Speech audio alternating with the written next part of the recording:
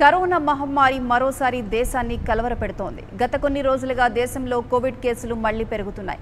దీంతో కేంద్రంతో పాటు రాష్ట్ర ప్రభుత్వాలు అప్రమత్తమయ్యాయి. కరోనా నిబంధనలు పాటించాలని పలు రాష్ట్రాలు తమ ప్రజలకు సూచిస్తున్నాయి. మరికొన్ని రాష్ట్రాల్లో అంతర్జాతీయ ప్రయాణికులకు ఎయిర్పోర్ట్లోనే కరోనా పరీక్షలు తప్పనిసరి చేశాయి. తాజాగా 3 రాష్ట్రాలు మాస్కులు తప్పనిసరి చేస్తూ ఆదేశాలు జారీ చేశాయి. హర్యానా, కేరళ, పుదుచ్చేరిలో బహిరంగ ప్రదేశాల్లో మాస్కులు ధరించాలని సూచించాయి.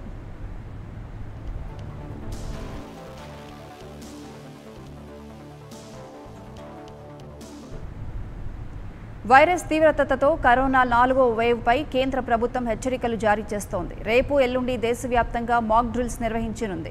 తద్వారా ప్రభుత్వ, ప్రైవేట్ ఆసుపత్రుల్లో కరోనా సన్నద్ధతను పరిశీలించనున్నారు. కాగా Covid mutation Omicron sub variant అయిన BF7 ప్రస్తుతం XBB 1.16 సబ్ వేరియంట్ కారణంగా కరోనా కేసులు పెరుగుతున్నాయని ప్రభుత్వం అంచనా వేస్తోంది. ఈ సబ్ వేరియంట్లతో పెద్దగా ప్రమాదం లేకపోయినా కేసులు వేగంగా పెరగడానికి దోహదపడుతున్నాయని అధికారులు వెల్లడిస్తున్నారు.